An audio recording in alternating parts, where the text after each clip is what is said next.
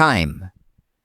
I think we would all agree that of all the gifts we possess as human beings, our body, our mind, our social interactions, our friends, etc., the most precious thing that we possess as human beings is time. My time, of course, on this earth, my consciousness as I see it here. Now, for sure, many people believe in a transcendence, in an afterlife, and that's a good thing. I do too. I believe in God. This concept of God gives me a lot of personal blessing, personal relief. But still, I exist in time. Therefore, the other day, when I was walking along the street and I passed by the train station, and I saw numerous people just laying there doing absolutely nothing on cardboard mats, some begging, but most just sleeping, semi-nude, broken people, I was deeply troubled, and I asked myself, why is it that I value time so much? From a very early age, from the time I was very young, I remarked on time, as most of us do, I'm sure. And yet there are other individuals that seemingly don't care about time at all. I went to a presentation the other day of high school students giving their ideas on certain things. One on the economy, another one on growth in the future, the stock market. Gosh, there was someone talking about homosexual artists, all very interesting. And I wondered how many of those young people really truly understand that this very specific period of time for them is coming to an end, because we're always forward-looking, aren't we?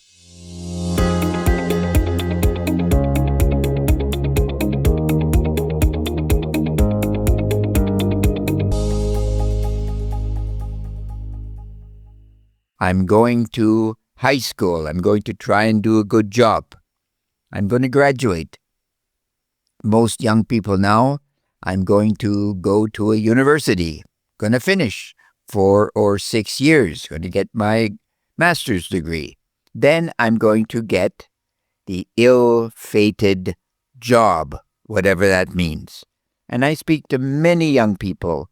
They'll find some form of job, I'm sure, make some money, meet Mr. or Mrs. Right, and everyone is programmed. We got to save money because we have to buy material things. I must buy, let's say, a house or a car, have maybe some children will come along, and then eventually I'll build up this nest egg, whatever it is, and I will retire. And then I'll patiently wait to die, and that will be the net sum of my time, right? Why does this happen? Because I really haven't appreciated, I feel, in many cases, that there is no one like me. There never has been, and there never will be. But once I'm gone, that's the end of my time here. Why does this happen? Well, gosh, I think to myself, it could be perhaps a lack of awareness. A lot of people don't really realize that they're conscious, that they're alive. And I think a lot of people are very, very smart, but they don't get it. It could be that you're absolutely shocked. Let's say you take a job as a clerk in the bureaucracy. Fairly decent money, of course.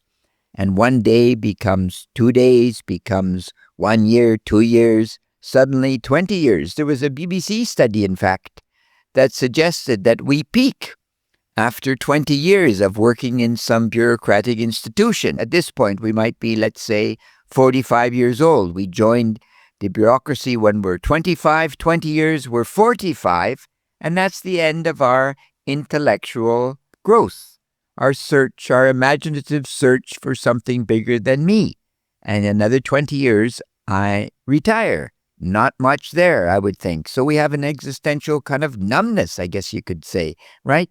And then we're all, of course, taught we must work. We must work. Increasingly, we also don't really ask these questions about why am I here? How did I come to exist? So this whole aspect of religion, we have kind of a time of spiritual apathy in a sense, right?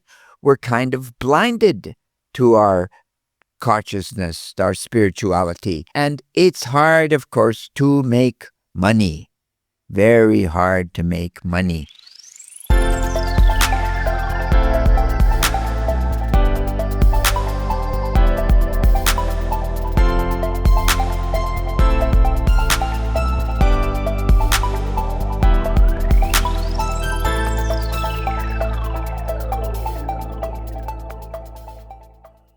So sometimes we're just burnt out, and then we become fatal. Well, I guess I was not designed.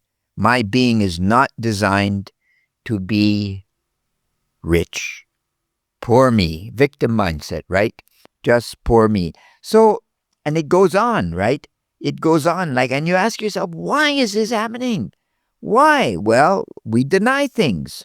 I'm never going to die. I mean, when I'm alive, Damien Hirst, that sculpture with the shark, the impossibility of death in the mind of the living. And isn't it so true? When I'm alive, I can never think of these things, can't I? So how am I going to get my time back, if you will? I'm really going to appreciate my time. Well, firstly, I think I have to realize that I'm special.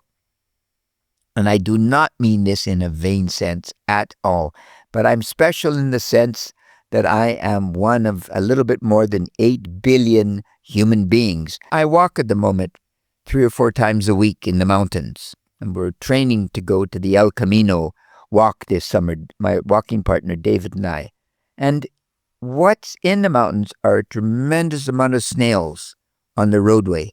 Tremendous amount. They come out after the water, and the snail is very, very slow as they proceed from one side of the road to the other. And the snails and the bugs and the bees and the birds twittering perhaps in the early morning, they don't perceive time in the same way we do, right? They're given a gift of life, but they are not probably self-conscious. Perhaps some creatures are, but very few creatures have any knowledge of time in that sense. So we must realize that we have this gift of time. And then, because each of us are so unique, we must begin to document that time. We must write down our thoughts, create the poetry, write the music, smile to our friends, do all those things to document my presence on this earth. Absolutely, right?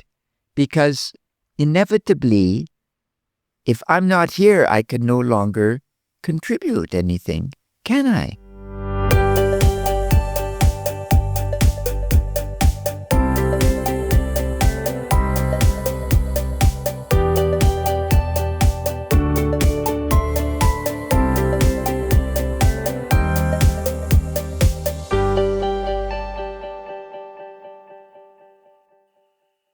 It's impossible. So then if I reflect on those things, then I will remove myself from the victim mindset, the poor me. And I will be able to say each and every day is a gift as long as I'm here, and each and every day I'm going to contribute something to the civilization. And then I'm going to realize that time, my time, is precious. And the collective unconscious, I guess you could say, according to Dr. Carl Jung, the collective unconscious grows because of my contribution, doesn't it? So please reflect on your time. It's a precious thing. Don't be a dullard and just put in your time to make some money that potentially you won't enjoy because you'll be so exhausted by the end of the day or the end of your life. You won't be able to spend it, and potentially you give it to people who will never perceive that money had such value, and it'll all go away over time. And this is the truth throughout history. This is nothing unique at all. Unless I stop for a moment and value time, it's gone. it has no value because time itself really doesn't exist, does it? The only consciousness I have of time is my time. And if I don't, like Dr. Csikszentmihalyi, value the flow at times, time goes. It's just gone. So think of time, your time, my time, make it precious. And you know what they say? Critical thinking is everything, especially if you value time, and critical thinking is great, truly great. You take care. God bless. Bye-bye.